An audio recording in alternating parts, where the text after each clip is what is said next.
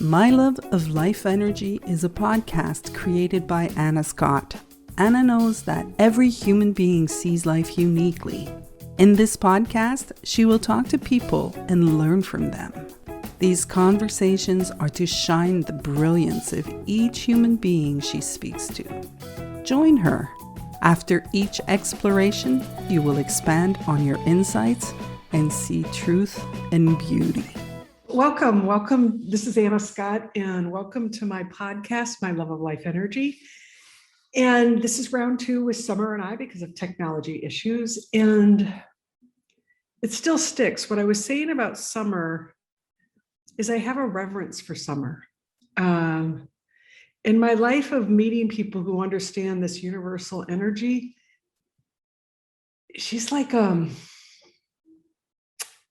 she's got a black belt in it. She's the only person I've met in my life who seems to understand this better than I am. I'm always humbled and in awe of what she sees. So it is with great honor and reverence that I'm getting to speak with Summer Maccool today. So welcome.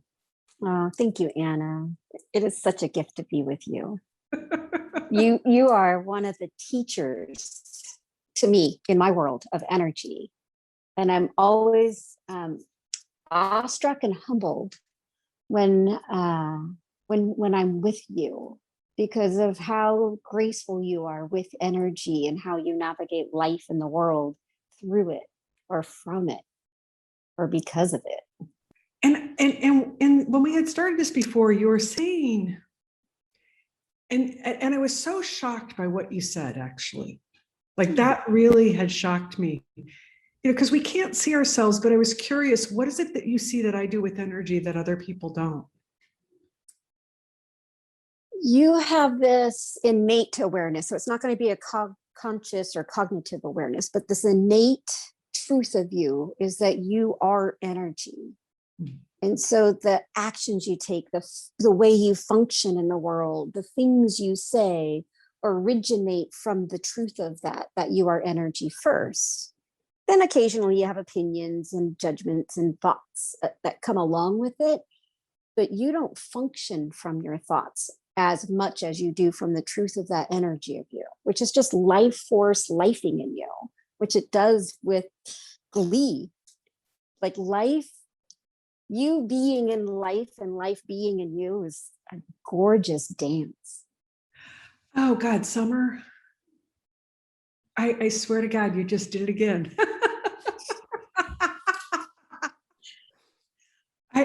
You just said something because you said, I'm actually getting teary, is that you said the truth of who we are or something to like this is that we're this energy.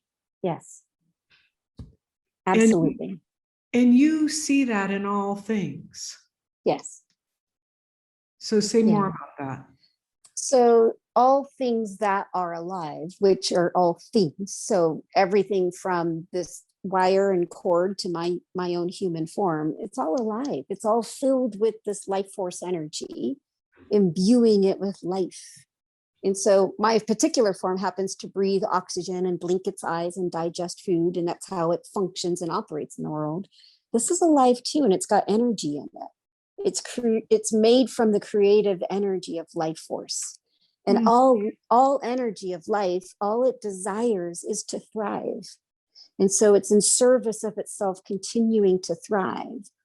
So even like a plant, let's say it doesn't get enough water or enough sunlight.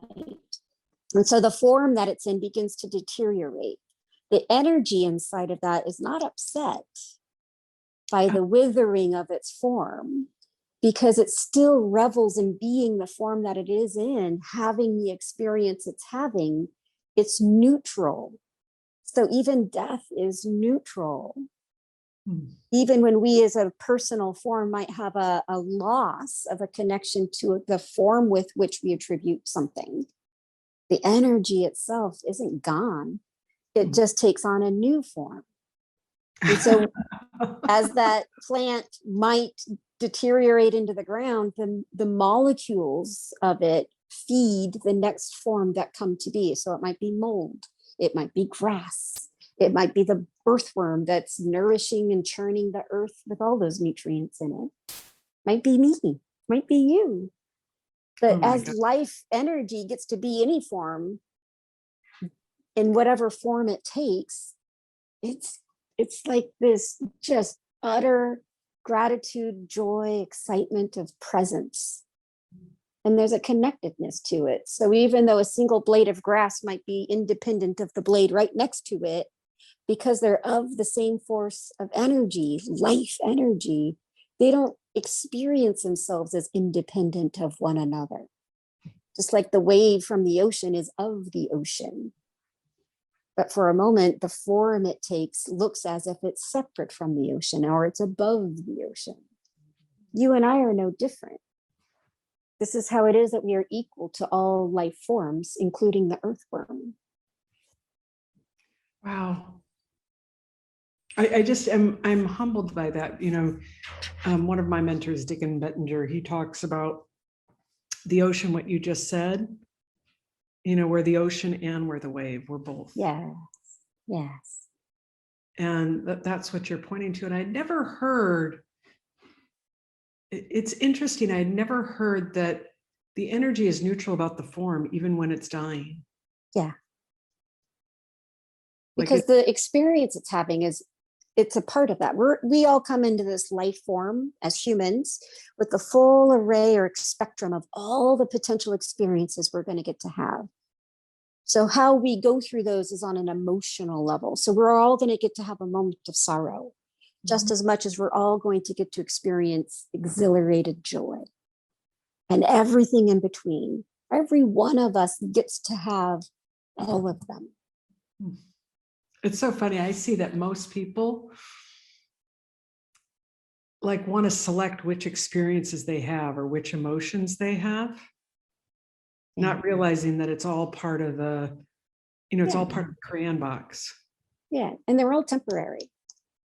So no matter how often we try to cling to any one of them, even it is temporary. And so the clingingness is the mischief. It just reminds me of what my mother used to say, I got good news and bad news. Nothing's going to last. That's the good right. news. The bad news is nothing's going to last. Yeah. Summer, I see that this energy, and I wanted to check in with you. I see this energy, it has an intelligence, I always feel like it's like a jack in the box, a jack in the box where you got the decoder ring. And it has information in for us. Like when we get quiet, do you see that it tells us to do something? It tells us to go somewhere. It shows us something. Yes. So my sense of that is all energy comes with its own instruction manual. But the way in which you and I might relate to an instruction manual is the whole thing's laid out. And now we're going to start at the beginning, but we've read the whole manual, so we know where we're going. Life force energy isn't that laid out. And the reason for that is because it's real-time responsiveness. So the moment I take a step forward in any way, I've now impacted and affected the experience inside that new space of where I stand in that first step. So the second step may not be what the first step would have shown me because I now have a new impact to relate to. And so there is the truth of real life force energy instruction manual, the how-to is a single step at a time. Oh my God, I love you for that. You have no idea how much I love you for that. And it's like, I just see so many people trying to get ahead of themselves. Yeah. And wanting to read the whole manual. Yeah. No, exactly. Rather than just stay in the moment and that step will come. I mean, that's what I'm saying. Yeah, because we're born with everything we need. We have everything we need, but the only place we can actually have access to it as well as utilize it is in the now. So the moment we get too far from the now, we actually lose access to our power and our capacity to affect reality with this creative life force energy. And so if we stay in the now, we have everything we need with real-time responsiveness to interact with life in amazing ways. But if we do get too far ahead, we lose that. So let me ask you this. How do you see people getting too far ahead? How do you see that showing up? It's very innocent. Hmm. But the innocence of it is that the idea of knowing what's going to happen next and what we're going to do with it and how we're going to respond to it and what we're going to feel when it happens brings a level of security to that part of us that is the small self as this human form that we call Summer. So Summer, in her identity as a human and her life experiences, is rather insecure because she sees herself as separate from life force energy. Mm-hmm. But when I have awareness of myself as more than Summer and I am life force energy, I actually don't run that far ahead because I'm not insecure, because I do have everything I need if I stay here and now. Yeah, you know, what I'm seeing, Summer, and I love, God, I love talking to you. What I see is it just doesn't make sense knowing that I'm both. Yeah. And the power, you know, to quote Eckhart Tolle's The Power of Now, he wasn't kidding. Yeah. No, really? He wasn't lying. Yeah. Well, you know that. But it doesn't make sense to get ahead. Not really. I mean, it's great fun to dream and fantasize, but really knowing that it could change in the moment.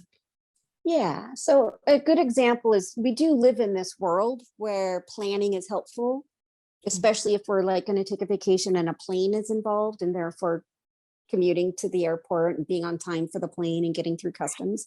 All that's real. It's still real. Yeah. And so you're going to do the thing you need to do that gets you to wake up on time and show up at the airport with the bag already packed before the plane takes off. All that's still real. So it doesn't mean that we can't plan and we can't plan 3 weeks ahead of time. Mm-hmm. But how we're actually going to navigate those moments, that's what we can't plan. You can't plan if there's an accident in front of you on the freeway. You can't plan if you're the one who gets selected out of line to go get strip searched all of a sudden. We don't get to plan those things, but we might be subject to it. So we just want to make sure that part of the plan includes, I might need a little extra time. Well, and the other thing that I think that what you're pointing to and that what I love and I've learned since I've come across, you know, this understanding from Sid Banks is that, and what you just said is that we have everything we need. Yeah. That inside of us, I'm equipped to handle whatever comes my way. Yeah. And sometimes I forget that. And sometimes I get overwhelmed. Yeah. But when there's good information about overwhelm. So overwhelm is your nervous system registering that there's too much information for it to process in a single moment. And so how we respond to overwhelm is actually innately healthy. So sometimes it might mean that we dissociate or we go numb or we avoid or we shut down or we respond with aggression or anger as a defense. All of that is actually innately healthy in protection of us in our overwhelm. Oh my God, Summer. So that we have those reactions is not wrong. It's no, I get it. So good. I just got the genius of, I mean, like at another level. Yeah. How, like the genius of this system. Yeah. How well built it is. Yeah. Yeah. So if we hang out in the now, connected to that sense that we are life force energy and we have everything we need, when we take the time to be present to the fact that I got overwhelmed today, later in the day, then I can digest that experience and integrate it into my nervous system. So it doesn't stay frozen in an overwhelmed state. Mm-hmm. I bring it forward into my who I am now with compassion and understanding by giving myself the time and space to experience it and all of the multitudes of levels of information that were coming at the time. You know, it's so beautiful is I think that the other thing about in that later processing, in those later moments, you know, when the system shut down, it's almost like a reboot. Yeah. And then clarity comes. It's available if we pause. Yeah. If we so when our habit in our society is that we don't pause. So what we end up doing is we have an overwhelm and we tell ourselves, well, I've made so many commitments that I can't override them. So I'm going to go show up to them. And so we override ourselves. And then we crash at the end of the day, and we don't take the time the next day to be with that overwhelmed moment. And so it waits. Sometimes it waits years and years and years. But if we take the time, either daily or regularly, to be with our moments of overwhelm, what we end up doing is informing our body with all the nutrients of our experience and enriching our experience here in life to continue to thrive. So what that does for our nervous system is the next time we come to an experience with too much information or too fast information, we actually have a capacity that's been expanded to contain and sustain presence within it. And that's resilience. Wow. I just have to, what I'm feeling, sorry, I have a daughter coming in and out the door. That's lovely. Don't you love that? Welcome to the professional podcast of Anna Scott. And the natural form of life, moving about. Yes, it is. What I'm feeling, Summer, is your space. Okay, goodbye, Maddie. I'm feeling what I was feeling until the moment that my daughter walked in, and now that this is real life right now, the energy all changed. Yeah. But what I want to point to is that the spaciousness that you have, the spaciousness of the energy to allow all experiences to be present. Yeah. All of it. Yes. Even the uncomfortable ones. Yeah. The even what I know about you more than anybody is that you have a capacity to be with human beings, deep capacity. You have a deep capacity to be with human beings' pain and suffering. And present to it. And I remember when we were hiking recently, I think it was the last time, and you were talking about trauma, and that you can be the presence before all the trauma, and just you can be the love and compassion. Yeah. And that,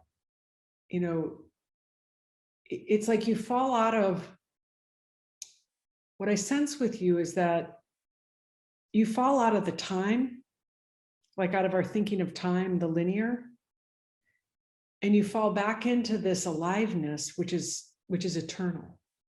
Yes.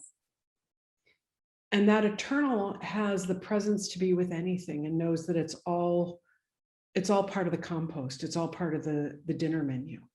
Yeah. Is that true? That's accurate. Yeah. So it's as if nothing's wrong. Yeah. Even when we get overwhelmed, nothing's wrong. Even when we get scared or numb or even terrified, nothing's wrong. Yeah. It doesn't mean that it's right in a moral sense that uncomfortable things happen in the world. But in the way of being in relation to life force energy, and life force energy is interested in being in experience, in form, irregardless of the nature of the experience.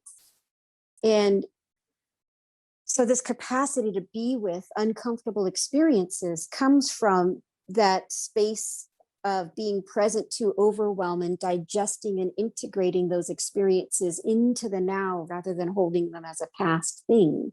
When I bring them into the now, my capacity to contain more of that increases, which means that I can come to be with somebody who's in an experience of difficulty, and I can reach my hand into that space where it's difficult for them and offer love and compassion. And they don't have to be alone. Well, because the thing is that what I see, my interpretation, based on my understanding of all this, is that we are love. That's what this life force energy, like we call it, love, not personal, but universal. Yeah. This growth and expansion. And what I see you doing, Summer, is that you're reminding people who they really are. before they think about it. Yeah, like you're reminding them, your presence reminds them of the energy of who they are. Yeah. And all that potential within them, because that energy just wants to thrive. Wow. And I hear you. I don't think we've talked about it this part, but like that thriving, say more about that. What is that to you? It's pure potential. It's like the hopeful, excited optimism of what's possible. And it goes beyond the limits of our imagination. It extends and stretches our imagination into things that we never even dreamed of. And now, like, we can make them reality. I believe, like, an example would be Steve Jobs. He has that in full force with going from these awkward cell phones to this touch screen smartphone. That was innovation at work. That was beyond the, like, let's imagine what's possible and see if we can do it. It's let's go to see what's impossible and find the possible within it. And now we're not limited. That's the truth of life force energy thriving. That's what we're made of. So my mentor, Dick and Bettinger, would say, which I love, he said, we get caught in our thinking, and that's our limitation. And what you're saying is, what he says is that, I fall out of my thinking into this life force energy. I let go all of my thinking. Yeah. And I touch into this aliveness, and anything becomes possible. Yes. And in that moment, anything, like all of it's almost like when we fall into that, what I just see is like, when I fall out of my thinking, it's like I get a clean slate. Yes. I fall really into the now. What I'm feeling from you that I haven't seen before is that I have a clean slate. There, nothing exists. Yeah. That's what it feels like. So our personal mind actually gets a little scared about that. What do you mean? I worked so hard to establish, and then it has a list. So this space of nothingness that is pure potential is actually the truth of you before you think about it. Yeah. Yeah. Yeah. And it's beautiful. And it's like, it's always available. Right. Always 7/24. Correct. Never a moment not there. Yes. And I can feel, just talking to you, I can feel the aliveness. It's like a Bunsen burner or a burner on my stove. I can feel the aliveness turning up. Yes. Because I'm feeling the space. Yeah. That space. Wow, and it really does. It feels like I have a glass table, and it feels clear. Yes. And like it just is bottomless. It's like it just, like I can, it's like see at the bottom of a lake that's so clear that you can just keep on seeing down below. Yeah. And all yes. around. So the beauty of that is it's so clean and pure and true that it already is fulfilled. And from it, you can also create. And therefore, you're not limited by what gets created because it's open to all. Wow. Summer. Yeah, but it's not in a hurry. I know, just is. What you just said is it's complete and it just gets to create. But do you know how many people think that they're not whole? Yeah. That they're not complete? Oh, yeah.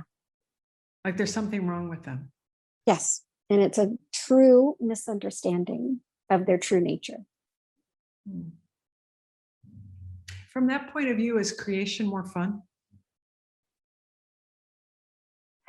I experience life as more fun. So it's not to say that I still don't have struggles and difficulties and bills to pay and traffic to sit in. I still get to do all those things as well. But how I be in those experiences is playful, joyful fun. Yeah. Yeah. So even when I'm doing like my month end and my taxes and all that, number crunching stuff, which is not what you would imagine as being spiritual, I love it. And I love it because I have so much fun figuring out if I can figure it out. And sometimes I don't figure it out and sometimes I do. And it's just like, wow, this is great. Wow, Summer. So it's not a problem. Hmm. It's when I get in a hurry of not being where I am and I want to be someplace that I'm not, which is maybe figured out. Yeah. Then I get frustrated and annoyed and things are difficult. But that's just not the truth. Right. The truth is, it's all already okay. I'm okay. Well, and what I'm seeing about the frustration, like the overwhelm, it's kind of like a signal to come back to the clarity. Yeah. Like it's just a beautiful little signal that says, come home. You're Yeah. trying to figure it out. You're too far ahead. Yes. And in that home space where everything that you need is available for you to utilize, what you come up with to solve the problem then will most likely surprise you. Yeah. Because it's actually rather simple. Yeah. I love that. I love that. Okay, Summer, we're coming to the end. We did it. Ta-da! Technology. And where can people find you? And of course, this will be all in our bio and the link and blah, blah, blah. But where can people find you? SummerMaccool.com. So Okay. my name.com. The easiest way. Okay, great. And I just want to say what an honor it is. I have loved learning with you. And I always see something new when I talk to you. And that is a gift. Oh, Anna, thank you for this. This is amazing. You're doing such good work in the world. The world needs you and all that you bring. Well, we're in it together, baby. Oh, I'm so lucky to call you a friend. All right. I love you, sweetie. Thank you. Love you. Thank you.